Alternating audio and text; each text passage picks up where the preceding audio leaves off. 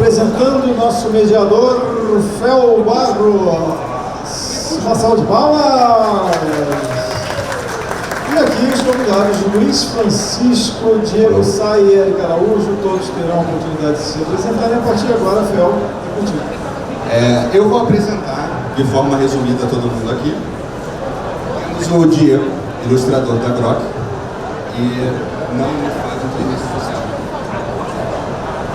Com ressalva, Chicão, designer gráfico, sócio da Grok, e que adora inteligência artificial. E o professor de inteligência artificial, conosco também. Então, para a gente entrar direto no tema, vamos começar com uma pergunta que eu acho que é relevante. A gente tem como toda tecnologia nova, a gente tem muito barulho, né? Tem muita gente falando muita coisa e a gente não tem o que de fato se usa inteligência artificial hoje. A gente sabe o potencial e tal. Vamos começar com o nosso professor. Então, por favor, o que você acha que hoje hoje eu consigo utilizar inteligência artificial para alguma coisa? Essa pergunta é muito importante porque existe um medo muito grande da inteligência artificial, né, e muito alimentado pelos filmes de ficção científica, né, Black Mirror e outros elementos aí da sociedade que acabam gerando uma sensação até de insegurança nas pessoas. Mas a AI, quando você mergulha e entende como que ela funciona, no pé que a gente está hoje, né, 2023, onde que a AI está hoje? Ela está extremamente pronta para servir a humanidade em tarefas automatizadas. Não muito além disso. Né? A gente, surgindo agora o ChatGPT, que é uma coisa que está sendo bastante falada, né? Mesmo essas tecnologias mais recentes, elas ainda se utilizam de algoritmos da década de 70, da década de 80, e elas só ganharam notoriedade porque nos dias de hoje a gente tem um poder computacional melhor, os computadores estão mais rápidos, a memória está mais rápida, a gente tem muito mais memória, né? Então assim, eu me coloco nessa discussão, né, como uma pessoa extremamente otimista com relação à utilidade da IA para a sociedade, e uma pessoa extremamente pessimista na forma como as pessoas vão usar ela de fato. Então acho que como toda tecnologia, né? A gente vai ter sempre a benesse e vai ter sempre a humanidade tentando... Mas enfim, nosso designer gráfico, grande fã de AI, o que você enxerga hoje como algo que você está de fato utilizando a inteligência artificial? Bom, hoje eu trabalho muito com a parte textual e parte de criação de material para marketing, desenvolver lore de jogo, conceitos, brainstorming ideias. Eu acho que é essencial hoje também na parte de criação e divulgação do jogo, né? Eu uso bastante para fazer aquele famoso 1, 2, 3 que vem conversa da caixa. A parte de síntese da AI é muito boa, né? Então, hoje eu consigo jogar um manual do jogo e pedir para me dar ideia do que colocar atrás na caixa para me ajudar nas vendas, né? E na parte da imagem, eu uso bastante também para criar um moodboard, criar conceitos e depois passar a minha ideia mais diretamente para o ilustrador. Então, meio que eu elimino ir e vir, discussão de fazer um sketch, assim, porque eu passo uma ideia que já é um caminho mais direto para o ilustrador. E a gente já trabalhou já assim, né? Antigamente eu ia fazer um rabisco qualquer lá e passar para o ilustrador. Hoje eu já consigo dar uma ideia de cor, de mood, né, do que eu quero passar. Só que eu ainda não vejo substituindo o artista pela AI. E aí tem várias razões, mas eu vou deixar de falar um pouquinho. Então, a comunidade de ilustração como um todo, lógico, com as suas exceções, é bem resistente ao uso de inteligência artificial. Pelo que eu estou acompanhando, também tem muito a ver com, sei lá, o cara não tem uma editora, não quer pagar um artista, pega uma inteligência artificial, taca o jogo dele nas cartas e acha que está pronto. Que teoricamente seria uma forma de democratizar, né, de facilitar o acesso ao jogo e tudo, mas que no fundo não é uma arte finalizada, digamos assim, né? A arte artificial não consegue fazer uma arte. Então você, como representante do ilustrador, como é que você está vendo essa onda, esse movimento da ilustração? Sim, eu acredito que como todo novo boom, né, existe milhões de opiniões diferentes. Né? Você vai encontrar 1000 artistas, vão ter 2000 opiniões a respeito disso. E conforme essas opiniões vão se estruturando, vão virando tipo, sei lá, escolas de pensamento. Aí vão virando, né? Daqui a pouco tem 100 opiniões, daqui a pouco tem 50, 20, daqui a pouco tem 3 opiniões diferentes a respeito de inteligência artificial, né? Eu também, de certa forma, eu concordo com o que eles falaram, né? Eu creio que a inteligência artificial pode ser uma ferramenta, até mesmo para o ilustrador. O problema está nessa palavra, ferramenta, porque quando o Luiz fala para mim, vamos usar como ferramenta, é uma coisa, eu entendo o que ele quer dizer. Agora, quando às vezes um dono de uma editora pode pensar assim, então quer dizer que eu não preciso mais de um ilustrador porque eu tenho essa ferramenta? Então ferramenta para mim é diferente às vezes de uma ferramenta para um dono de editora, né? E eu creio que é isso. Também acho que o meu ponto principal é mais com relação à expressão cultural, né? E onde a inteligência artificial se encaixa nessa parte.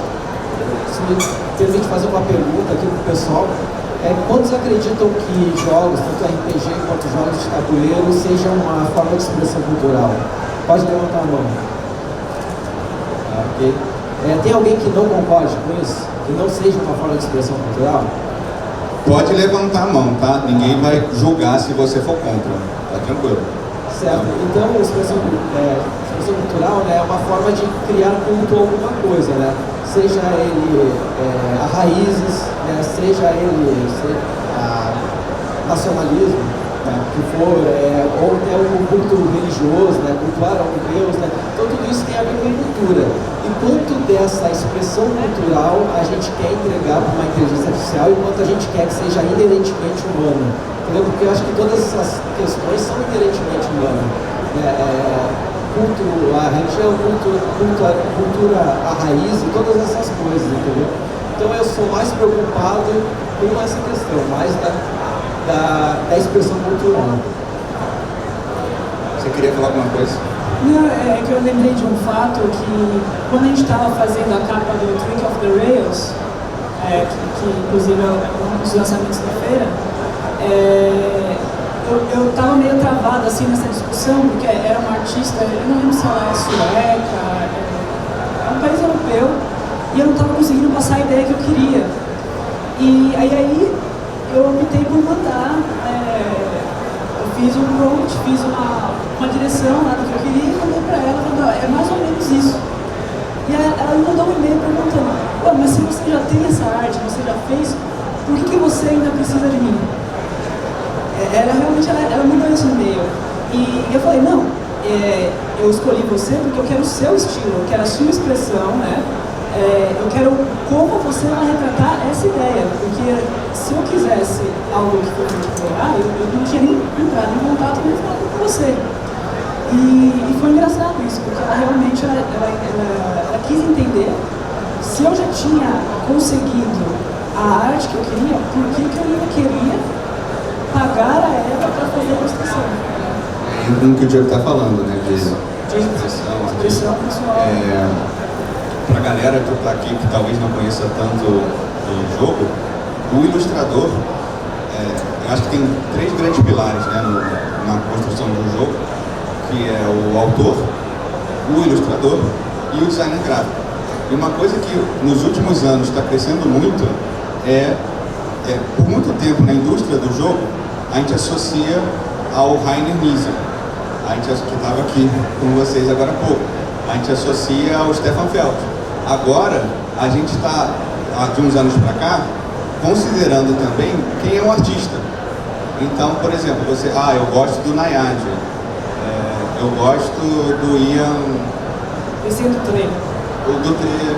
Enfim, são vários artistas, cada um com seu estilo, e que está fazendo parte, como o Diego falou, culturalmente, dessa questão, essa composição do jogo, com esse artista, com esse designer gráfico, com esse ilustrador, é uma coisa que chama a minha atenção. Um exemplo que a gente teve aqui interno, a gente fez um jogo 2017, chamado Bot Devan, que eu era um dos autores, o Luiz era o designer gráfico e o Emerson Santiago, que é um ilustrador tem um estilo muito próprio, era o ilustrador. E eu arrisco dizer, sem muita falsa humildade, que o Emerson foi o grande catalisador para a gente vender tanto esse jogo fora do país. Então isso que o Diego está falando tem uma raiz profunda na indústria, que é essa coisa de a gente começar a enxergar além do autor. Né? A gente enxerga o ilustrador, enxerga o designer gráfico. Né? Que cada um vai ter o seu traço mais característico. Né? E você vai querer consumir como você consumiria um quadro ou consumiria um livro, por exemplo. Beleza? Ainda sobre o que a gente estava falando, eu acho que eu queria entrar um pouquinho mais básico, talvez, e acho que o nosso professor pode ajudar, que é, a gente fala assim, a inteligência artificial, você escreve uma frase e aí já sai um negócio pronto. Eu imagino que você ensine as pessoas a usar a inteligência. Que se é uma ferramenta, eu acredito que ela necessite de uma expertise. Então você acredita nessa questão eu sou um bom usuário de inteligência artificial, isso vai ser um diferencial, e é isso que você usa na aula? Como é que funciona na prática uma aula de inteligência artificial? Uma galera que não manja muito, digamos assim. Tem até um exemplo interessante, né? Porque eu estou lecionando inteligência artificial, né? Mais uma vez esse semestre, e durante uma das últimas aulas que eu dei, eu abri o DALL-E, que é o gerador de imagens da GPT, que é a empresa lá da OpenAI que cria as imagens. Né? E aí eu pedi o DALL-E para poder fazer uma pintura do Van Gogh de estudantes aprendendo IA. Né? E aí ele fez uma pintura fantástica, os traços do Van Gogh, as cores, né? e todo o detalhamento ali. E aí, assim, a aula, geralmente ensinar IA, né, eu ensino na faculdade, então já é um nível mais, assim, técnico, né, onde a gente entra com algoritmo, com matemática pesada, mas, assim, a IA, a minha percepção é que a sociedade precisa aprender IA muito pelas limitações que ela tem. Porque quando a gente entende as limitações que a IA tem, a gente sabe aonde que ela se encaixa em qualquer espaço de trabalho, seja o designer de jogo, né? Eu penso muito na IA, por exemplo, para calibrar jogo também, né? Que é uma área que é muito inexplorada ainda, que provavelmente vai surgir daqui para frente, né? A gente já fez até alguns balanceamentos assim, usando a AI, perguntando, né? Tenho tantas cartas disso, faz esse efeito, se acontecer 3 rodadas, qual que é a probabilidade? Então, agilizou muito o processo, né? Mas esse negócio que você está falando, coloquei o negócio do Van Gogh, o que eu percebi é que a AI, primeiro que você recebe, né, a resposta baseada no que você dá para a AI. Então, assim, eu sou designer gráfico, né, e a gente tem muita história da arte, e agora eu consigo ver o valor concreto das aulas de história da arte, porque para ter um resultado, quem tem background, quem sabe o que você vai dar para a AI, você tem muito mais resultado, né? Porque você fala, eu quero Art Nouveau, eu quero esse estilo desse século. Se você souber palavras-chave, você tem muito mais sucesso em alcançar o resultado que você quer. Só vou pegando o gancho aí, né? Explicando assim para geral mais ou menos o que é essa, a gente chama de IA generativa, né? Que é essa IA que está mais quente aí agora. A IA generativa, ela não gera coisas do nada, ela gera coisas a partir do que ela já conhece. Então, quando você pede um quadro do Van Gogh, ela vai lá na base dela, pega todos os quadros do Van Gogh. Aí você fala assim, estudantes estudando IA, ela pega todas as fotos que foram catalogadas com o estudante e ela vai fazer um blend ali para poder tentar trazer a imagem para você. Então, assim, é legal entender o que está acontecendo por trás, porque são tarefas extremamente simples, na verdade, né, que geram, a gente faz aquele negócio, não, uau, caraca, né, que imagem fantástica. Mas se você quebrar o que está acontecendo ali no pano de fundo, são tarefas simples, né, feitas numa base de dados muito grande, né, com algoritmos muito precisos, que geram aquilo ali. Mas é limitado, né, então é muito interessante isso que você colocou, porque, vamos dizer assim, a IA generativa do jeito que a gente conhece hoje, ela só é útil, né, vamos colocar no contexto de board game aqui, se a pessoa souber manipular a ferramenta muito bem. Muito bem. Então a gente tem uma limitação no uso da inteligência artificial pautada pelo conhecimento humano. E aí o uso a palavra ferramenta se aplica super bem. Isso é muito maneiro. Só pedindo que não vou tomar muito tempo disso não, mas Fica tranquilo, porque a galera pensa muitas vezes, o pessoal tem medo da IA que toma decisões por si próprio e que aprende sozinho. Isso não existe ainda. Né? Isso não existe. Quando eu estava fazendo meu doutorado em Amsterdã, veio um professor Pardal assim, e ofereceu para a galera um projeto para fazer uns robôs, uns cubinhos, que eram robôs que você colocava lá e ninguém sabia o que ia acontecer. A primeira pergunta da galera foi, onde que eu aperto o botão para desligar esse negócio? E aí o cara não sabia falar, falou, não, eu não quero o botão para desligar esse negócio. E a galera levantou e falou, então eu não quero participar dessa agora. Né? Então, assim, existe muito essa questão, existe uma questão comercial muito forte. Né? Por exemplo, se a editora elimina o designer, ela está economizando dinheiro.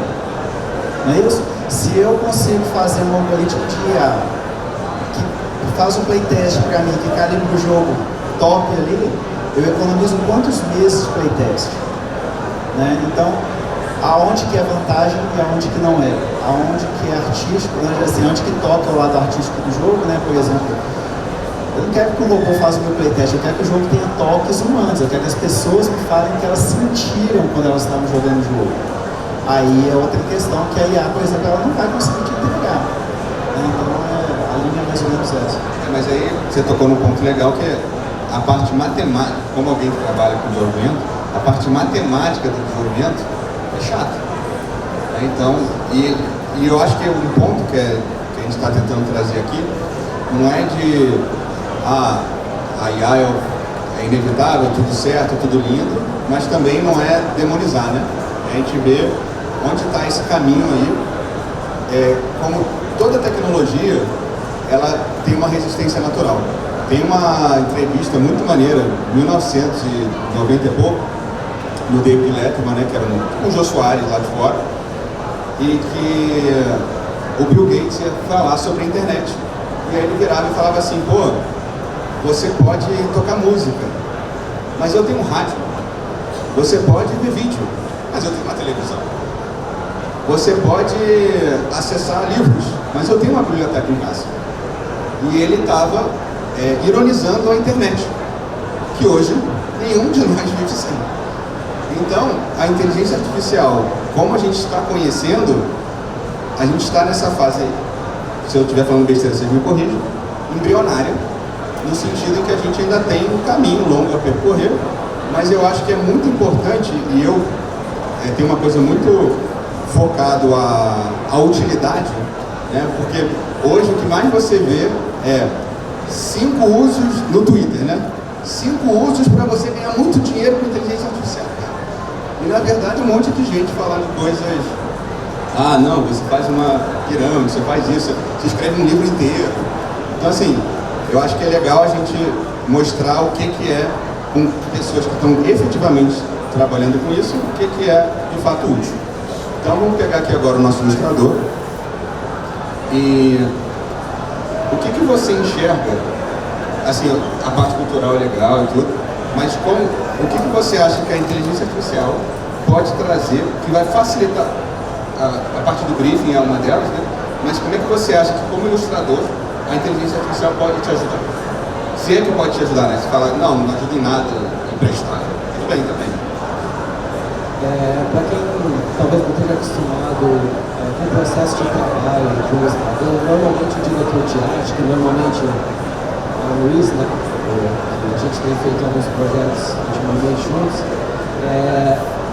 O diretor de arte, ele normalmente procuraria algumas artes online que serviria como referência, tanto do estilo que ele gostaria de alcançar, quanto, às vezes, do universo que ele gostaria de construir. E isso poderia tomar um tempo dele, tomar algumas horas, alguns dias, e depois eu tornaria a fazer esse mesmo trabalho para filtrar um pouco mais e chegar em coisas que também eu gostaria de fazer. Isso também poderia me tomar algumas horas. Então, nessa parte assim, da direção de arte, eu acho que ela ajuda bastante, às vezes também para dar uma atiçada na criatividade. Às vezes a gente, sei lá, nem todos os dias a gente acorda do mesmo jeito, né? Eu não acredito muito assim em inspiração, nessa coisa mais milagrosa assim, da inspiração. Eu acredito que a gente se alimenta de certas coisas e a gente produz aquilo que a gente se alimenta, né?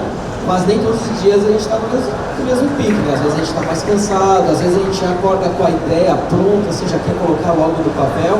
E para esses dias que a gente não tem esse pique, eu acho que fazer ali, construir alguma coisa, botar um prompt assim, que vai te colocar algumas ideias e não sugar aquilo direto, copiar A e colar A, mas sim copiar A e construir um B com aquilo, né? Construir uma outra coisa, uma outra imagem, né?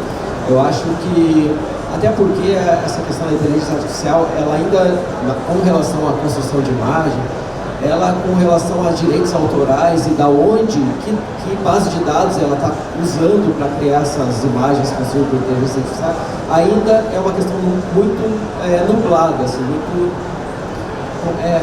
complicada. Isso. O que aconteceu ultimamente, você falou que era ainda embrionário. Eu estou mexendo com AI, acho que há aproximadamente 1 ano agora. Eu já estava no beta acesso da OpenAI antes de virar aberto para todo mundo. A OpenAI, ela tinha uma parte ética que era muito restrita, da base que ela serve, que ela alimenta e tal. Só que o que aconteceu? Surgiu o tal do Stable Diffusion, que é open source. Então, qualquer um pode usar. E aí você sabe, qualquer um pode usar, caiu na internet, aí já era. E o que aconteceu foi que, nesse 1 ano, o avanço é muito exponencial. Assim, o Fel, quando eu estava com acesso beta, a gente entrou no Discord, assim, a gente ficou brincando assim, no próprio DALI, e já era meio surreal. Mas hoje, assim, no mês seguinte, já era 3 vezes melhor. Daqui a 2 meses, 10 vezes melhor. Hoje o Midjourney é algo assim que é perfeito, né? Você vê ali ao ponto de ter grupos, fóruns de artistas, que a arte é de artista realmente, e o cara é banido porque acha que ele está usando AI. Né? Porque acha que o cara é tão bom e achando que é AI, e já está perdendo esse discernimento, se foi feito por AI, se não foi. Luiz, posso dar um exemplo? O CEO da Shutterstock, que é um site que vende fotos para a galera. O que o pessoal começou a fazer? Eles começaram a criar as imagens do DALL-E e vender no Shutterstock. E aí é interessante porque aí você vê exatamente onde é que o conflito está. Perguntaram para o CEO do Shutterstock o que ele estava achando daquilo ali. Pô, o cara é o dono da empresa, meu. Ele está vendendo mais, né? A galera bota uma imagem lá que não tem direito autoral nenhum, ele vende. Então, qual foi a posição dele, né? Eu até entendi, assim, mercadologicamente interessante. Ele falou, ó, o mundo está mudando, eu vou ter que mudar também. E aí, meio uma resposta mais evasiva, mas... Eventualmente vai ter alguma policy A AI vai virar, já está virando commodity, né? Todo software vai ter alguma coisa generativa. E aí é realmente tem essa parte ética, que é a base que você usa para treinar, né?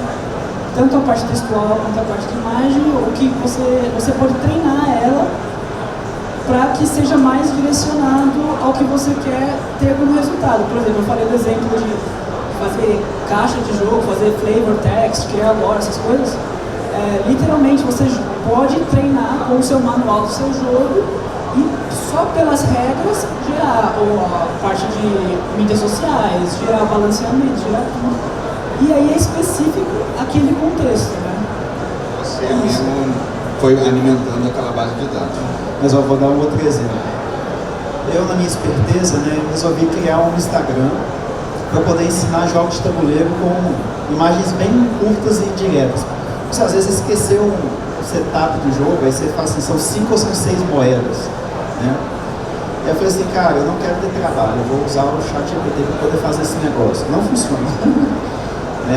Eu pedi para fazer do Kingdom Builder, ele inventou um jogo novo. Ele criou um novo jogo com novas regras, né, e fez uma pataquada lá com as regras do jogo. Falei, cara, aí eu falei com o ChatGPT, é interessante, né? Você fala para ele assim, cara, esse jogo não existe. Ou, me desculpe, realmente esse jogo não existe, né? Então assim, o que eu sugiro, inclusive, né, para quem tem muita curiosidade nisso, vai fuçar mesmo, entendeu? Tenta botar as suas ideias em cima da IA e exaurir a IA para ver o que ela pode realmente fazer e o que ela não pode. Então, vou pegar esse gancho e até perguntando para você mesmo, quero que cada um fale um pouquinho. Vocês falaram sobre as limitações, do que está acontecendo, mas eu sou um eterno otimista. Tá? Eu queria saber o que você enxerga que, como a gente falou, né, está no começo, estava aberto há pouco tempo, apesar do crescimento ser muito rápido, ainda tem muita coisa pela frente. Como é que você enxerga, assim, daqui a 5 anos, como você acha que vai estar a inteligência artificial? No geral ou no geral? Pode ser uma coisa que você queira muito, de preferência uma coisa que você queira muito que funcione. Entendi. Pô, eu quero fazer o plano de aula ChatGPT, sei lá, uma coisa assim. Assim, por exemplo, pensando agora, o que o ChatGPT já mostrou para a sociedade que precisava de mudar e que está ultrapassado? Sala de aula, educação. Isso aí eu acho que assim, poucos educadores vão discordar que, por exemplo, a pandemia, com o avanço do OpenAI, com todas essas coisas que aconteceram agora, eu acho que mostrou muito que a gente precisa de repensar tudo sobre a educação. Então eu espero que daqui a 5 anos a gente já tenha conseguido entranhar essas novas concepções sobre a educação usando IA. Não tem como fugir disso. Não tem como, né? A gente tem, eu não vou entrar em detalhe porque é muito técnico, né? Mas, por exemplo, a gente tem a física quântica, o computador quântico que está surgindo aí, que pode ser uma virada de chave violenta também. E aí pode possibilitar, né, assim, coisas que a gente não consegue nem imaginar. Mas o que eu acredito é que daqui a 5 anos, daqui a 50 anos, daqui a 100 anos, não interessa quanto tempo, né? A tecnologia ela vai estar sempre tentando absorver tarefas mecânicas para que o ser humano tenha mais tempo para a criatividade. Essa que é a minha visão. Quando eu olho para essas coisas, eu vejo assim, o ChatGPT, por exemplo, eu sou professor pesquisador, eu tenho que escrever artigo. Ele me ajuda a revisar meus artigos, cara, mas quem escreve sou eu. Quem coletou os dados, quem fez a análise estatística, mas ele me ajuda, ele me salva horas e horas de trabalho entediante que eu não quero fazer mais. Bacana, eu vou publicar mais artigos. Então, nesse sentido, eu acho que ela é muito boa. Esse falou que você é um otimista, né? Eu gosto muito de me colocar na posição de realista e esperançoso. Então, Luiz. Eu acho que ele falou bastante coisa. E eu acho que... Pensa no design gráfico, no jogo e tal, que você gostaria de usar na Grok, por exemplo. Eu acho que a criatividade vai ser mais valorizada do que ela foi por muito tempo. Assim. O game designer vai subir o estoque dele. Porque você ainda precisa passar a ideia, né? E é isso que define o seu resultado. Você só está facilitando alcançar o resultado antes todo mundo podia ter uma ideia, mas poucos podiam executar a ideia. Então agora muitos vão ter a ideia e também poder executar a ideia. Eu acho que isso que vai acontecer. Primeiro eu gostaria de manter meu emprego daqui a 5 anos.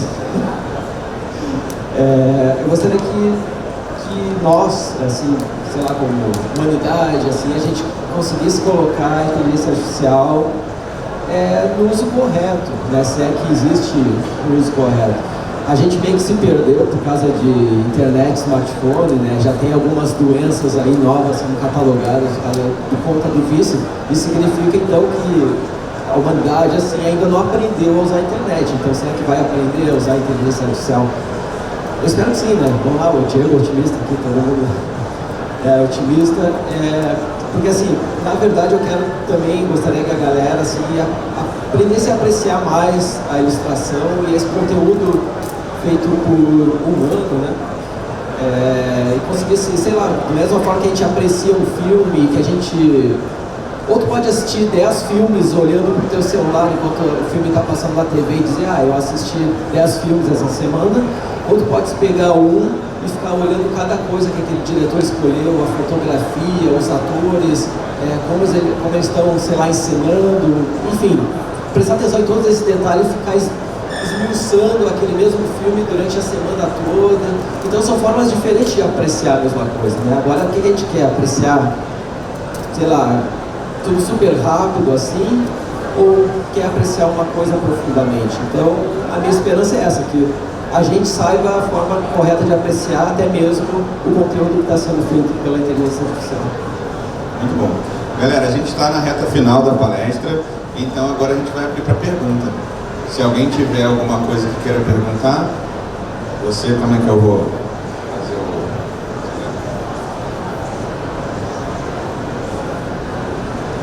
Boa tarde. Eu fui um professor falando inicialmente sobre processos automatizados, que é isso que o IA pode nos ajudar. E a gente conversou um pouco, eu com vocês, sobre o desenvolvimento dos jogos.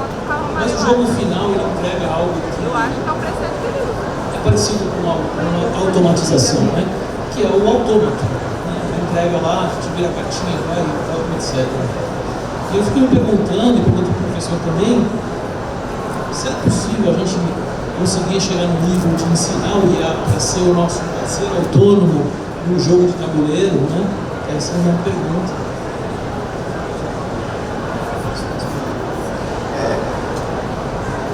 Eu acho que é possível, eu acho que já está acontecendo, né? Tem um tal de Pedro Bot na internet aí que está desenvolvendo. É porque assim, a galera pensa que IA é um algoritmo rodando numa máquina. Não é. O board game ele é cheio de inteligência artificial, né? Só que a gente tem níveis de inteligência artificial. Por exemplo, você joga um Raven, né? Os monstros, eles têm uma IA por trás deles. Eles têm um deck de cartas, né? Que tem uma probabilidade dele fazer esse movimento ou aquele. E na hora que o monstro se movimenta, as regras são para que você nunca favoreça os heróis, para que você sempre favoreça o monstro. Isso é uma IA. Isso é um algoritmo que é construído pelo designer. Muitas vezes o cara nem pensou em IA, mas é uma IA, né? Então é interessante quando a gente... Eu gosto muito de pegar os jogos e desmanchar eles, pegar as peças e entender cada mecânica, entendeu? Quando você começa a entender o jogo dessa perspectiva, você começa a ver que tem muito campo para isso, né? E ainda mais, eu acho que assim, acelerar o aprendizado dos jogos, né? A gente sofre com o manual, cara, né? A galera tem a galera que não gosta de ler e tem a galera que lê não entende, e aí fica aquela coisa, pô, seria legal, cara, se tivesse uma IA para poder te ensinar o jogo, né? Que não deixasse você jogar uma regra errada que é fundamental para a pontuação final do jogo, por exemplo, entendeu? Então, me senti atacado agora, nada pessoal. Mais alguma pergunta?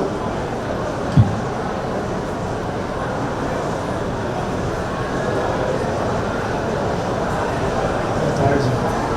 Eu também trabalho com dados numa multinacional, então eu sei a importância dos dados para indicar os algoritmos. E a minha pergunta é a seguinte: cada vez mais nós temos utilizado dados para criar produtos personalizados para o público que a gente quer atender, beleza? uma percepção que eu tenho tido nos últimos tempos, e eu não sei se esse é o futuro dos board games, que é, em algum momento, a gente entender o que uma determinada bolha de pessoas quer fazer, então quais os jogos que aquela bolha gosta, qual tipo de jogabilidade, enfim, que a pessoa entre numa plataforma, coloque o que ela gostaria de ter no jogo e criar um jogo exclusivo para de repente atender não uma massa da sociedade, mas apenas um grupo de 6 pessoas. Então a personalização do board game para um determinado público. Vocês acham que o uso da IA no momento vai chegar nesse nível? Ou para board game esse não vai fazer sentido? A gente vai continuar criando jogos em escala para ter ganho de volume, né? E não necessariamente a implementação do jogo para determinados nichos. Como vocês pensam então no avanço da IA para os usuários? Eu vou responder bem rapidamente para não tomar o tempo deles, porque eu quero ouvir muito o que eles vão falar. Mas eu estou fazendo isso. Um dos meus projetos é desenvolver um sistema de recomendação de jogos de tabuleiro que leve em conta a sua ludopedia, seu BGG, seu histórico de jogo, sua experiência. Né? É um Netflix de board games, vamos dizer assim. Eu acho que isso está faltando, na verdade. Porque tem muita gente que reclama, pô, gastei tanto dinheiro no jogo e tal, né? Não gostei, então a gente... E aí eu vou passar para os colegas ali para não tomar muito tempo disso. Sobre a questão da criação, eu não sei se um board game especificamente, algo físico, talvez um tabletop simulator, digamos assim, né? Porque um dos desafios que eu não, né, a inteligência artificial vai resolver, é que a produção, para ficar factível economicamente, ela é em escala. Então isso... Mas assim, a coisa de criar uma regra, pensando, pô, eu e o meu grupo, a gente gostaria que o jogo fosse A, B, C, D, E, eu acho que você consegue criar, assim, chutando, tá? Não sou especialista em inteligência artificial, não. Você vai conseguir criar uma base, né? Ó, você fala que gosta de sorte, aí vai falar para rolar dado. Você fala que gosta de muita inputs aleatórios, ele faz um deck gigante e você vai comprar uma carta, né? O Ferdinand Freeze tentou, né? Ele fez depois procurou um jogo chamado 504, que ele pega um monte de mecânica e aí você pode misturar, sei lá, quase infinitas combinações, meio que uma inteligência artificial de criação de jogos de tabuleiro. E aí se tem uma coisa que eu, como alguém que é autor há muitos anos, eu não acho que a gente vai conseguir fazer isso, pelo menos no curto prazo. Né? Eu acho que a figura do autor de jogo ainda vai ser muito relevante, mesmo que seja por prompt, entendeu? Mas eu acho que ele não vai... E essa coisa que eles falaram a experiência humana, eu não sei como a inteligência artificial vai reconhecer padrões de comportamento, vai ter que ser alguma coisa assim, ele não pegou o celular durante todo o jogo, ou ele sorriu 3 vezes, eu peguei com marcando, entendeu? Acho que a gente vai precisar de alguma coisa mais elaborada para a gente, sei lá, tentar traduzir a emoção da pessoa quando está jogando, né? Porque eu acho que esse aqui é que faz um grande game design, não um game design que só está pensando mecanicamente, que só está pensando tematicamente, né? Que está pensando na experiência, pensando no todo. Tem tempo para uma perguntinha. Se alguém tiver, senão a gente encerra. Não? Então, é isso, galera. Queria agradecer de novo aqui os nossos especialistas. Muito obrigado, valeu. E até a próxima. Valeu, galera.